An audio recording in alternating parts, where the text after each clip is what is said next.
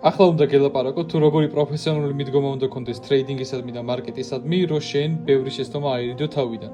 დღეს მაგალითად იყო ესეთი მომენტი და ძალიან ბევრს გექნებოდა მსგავსი მომენტი, რომ გავმაზე ტრეიდი. გამაზულ ტრეიდში გულისხმობ ამას, რომელიც ლაივში ვთქვი, რომ მარკეტი აქედან ზემოთ წავიდო და რაღაც ტარგეტი მაქვს ესეთი ხალხად მონიშნული და თქვი, რომ აქედან მარკეტი ზემოთ წავიდოდა რა. ყველაფერი მოხდა, უბრალოდ მე ეს ტრეიდი გავმაზე და ამ ტრეიდში ვერ შევედი. ამ ტრეიდის გამაზვამ გამოიწვია ესეთი ემოცია, რომ გამიტყდა ესე ვთქვათ, რომ ეგ ტრეიდი გავმაზე, იმიტომ რომ მაგით მე ძალიან ბევრი ფულის მოგება შემეძლო რა. მაგრამ რა გავაკეთე? ემოციებს არ ავყევი, ვეცადე რომ ესე ვთქვათ, დამშვიდებულიყავი რა, ეხლა აფორიეკებული და რაღაცი კი არ ვიყავი რა.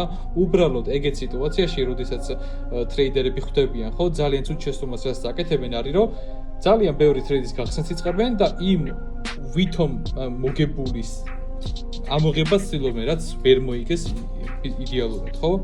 რა გავაკეთე? დაველოდე ახალ სეტაპს მარკეტზე მოვითმინე, დაველოდე მეორე მარკეტს შევხედე Nasdaq-ს.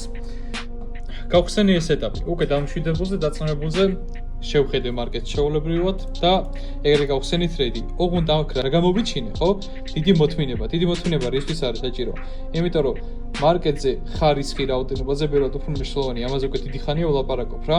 ამიტომაც მარკეტს დაველოდე, ვითმინე, კარგი ხარისხიანი ტრეიდი როგორც კი გამოჩნდა, ის გავხსენი, დროუდაუნში არ წყოფილდა, რა, საერთოდ მინუსი არ წასულა ფასი.